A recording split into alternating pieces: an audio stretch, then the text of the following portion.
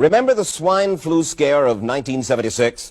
That was the year the U.S. government told us all that swine flu could turn out to be a killer that could spread across the nation. And Washington decided that every man, woman, and child in the nation should get a shot to prevent a nationwide outbreak, a pandemic. Well, 46 million of us obediently took the shot. And now 4,000 Americans are claiming damages from Uncle Sam amounting to $3.5 billion because of what happened when they took that shot. By far the greatest number of the claims, 2/3 of them, are for neurological damage or even death, allegedly triggered by the flu shot.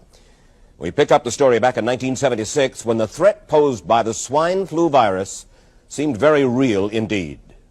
This virus was the cause of a pandemic in 1918 and 1919 that resulted in over 500,000 deaths in the United States, as well as 20 million deaths around the world.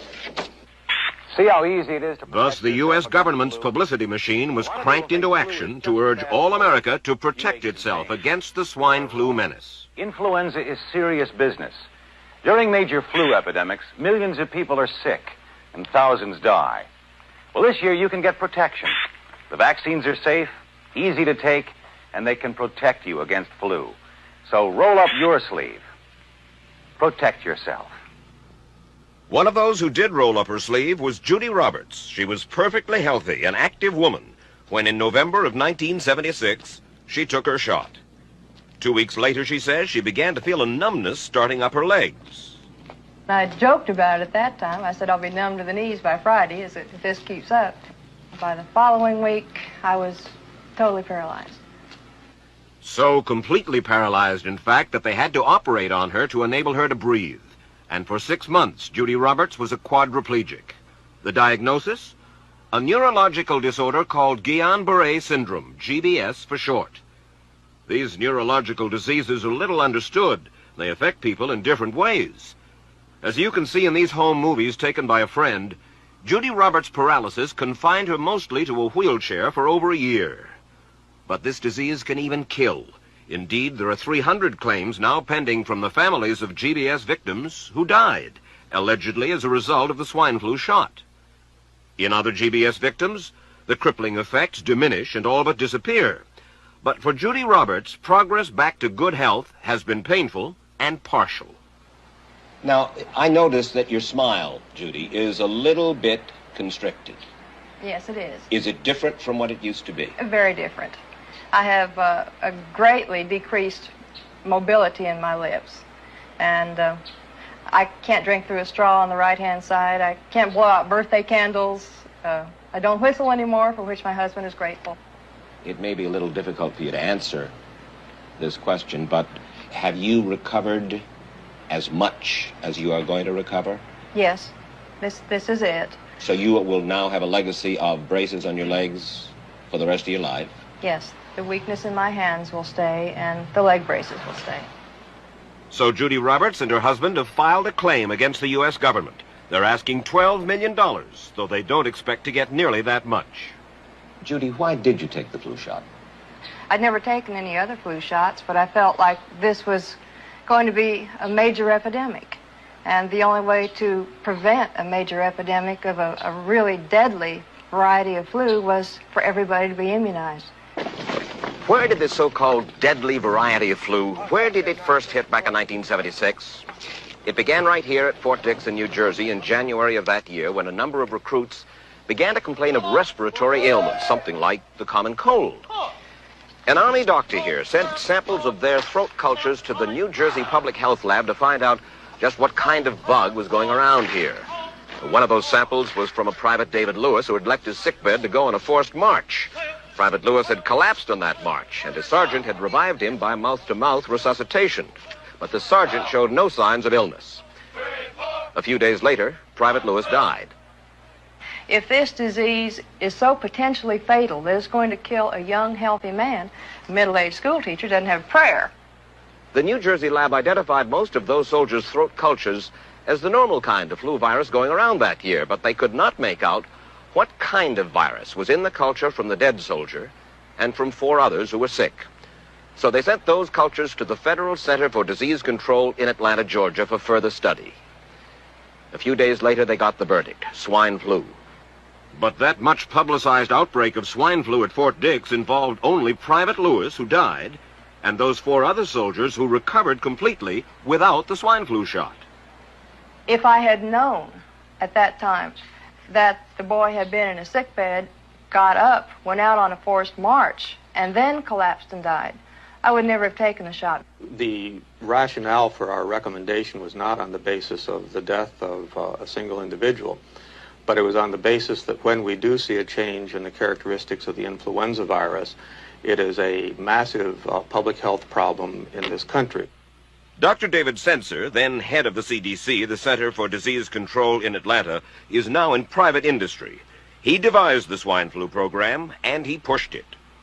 You began to give flu shots to the American people in October of '76. October 1st. By that time, how many cases of swine flu around the world had been reported? There had been several reported, but none confirmed. There had been cases in Australia that were reported by the press, by the news media. There were cases in... None confirmed. Did you ever uncover any other outbreaks of swine flu anywhere in the world? No. Now, nearly everyone was to receive the shot in a public health facility where a doctor might not be present. Therefore, it was up to the CDC to come up with some kind of official consent form, giving the public all the information it needed about the swine flu shot. This form stated that the swine flu vaccine had been tested. What it didn't say was that after those tests were completed, the scientists developed another vaccine, and that was the one given to most of the 46 million who took the shot. That vaccine was called X53A. Was X53A ever field tested? I can't say. I would have to... It wasn't. I don't know. Well, I would think that you're in charge of the program. I would have to check the records. I haven't looked at this in some time. The information form, the consent form, was also supposed to warn people about any risks of serious complications following the shot. But did it? No, I had never heard of any reactions other than a sore arm, fever, this sort of thing. Judy Roberts' husband, Gene, also took the shot.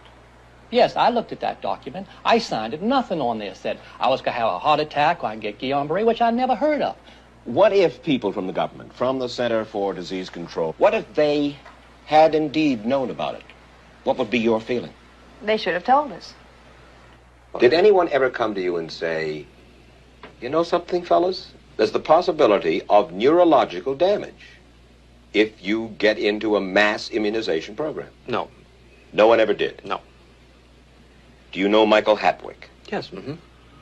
Dr. Michael Hatwick directed the surveillance team for the swine flu program at the CDC. His job was to find out what possible complications could arise from taking the shot and to report his findings to those in charge. Did you know ahead of time, Dr. Hatwick, that there had been case reports of neurological disorders, neurological illness, apparently associated with the injection of influenza vaccine? Absolutely. You did? Yes. How'd you know that? By review of the literature. So you told your superiors, the men in charge of the swine flu immunization program, about the possibility of neurological disorders? Absolutely. What would you say if I told you that your superiors say that you never told them about the possibility of neurological complications?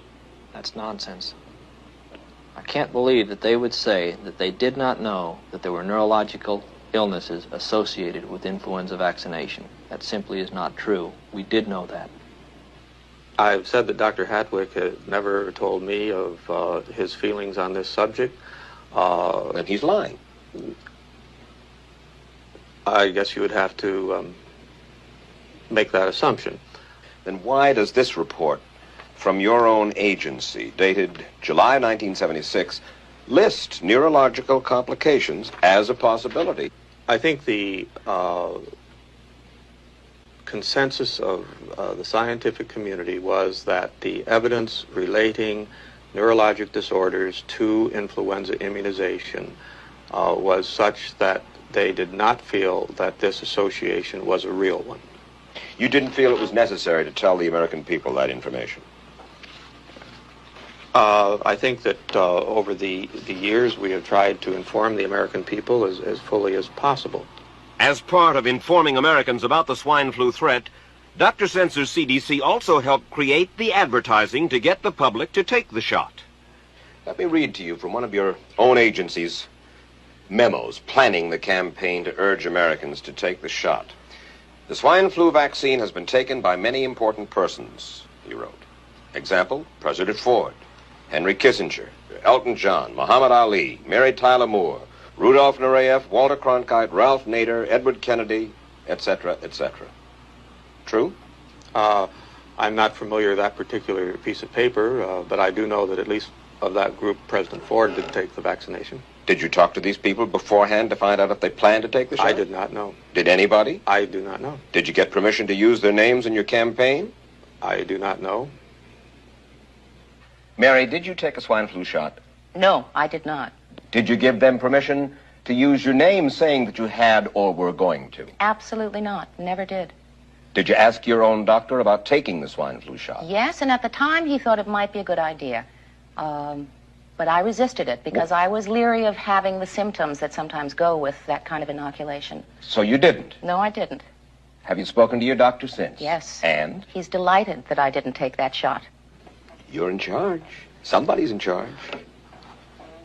This is your advertising strategy that I have a copy of here. Who's it signed by? This one is unsigned. But you'll acknowledge that it was your baby, so to speak. It could have been from Department of Health, Education, and Welfare. It could be from CDC. I don't know. I'll be happy to take responsibility for it.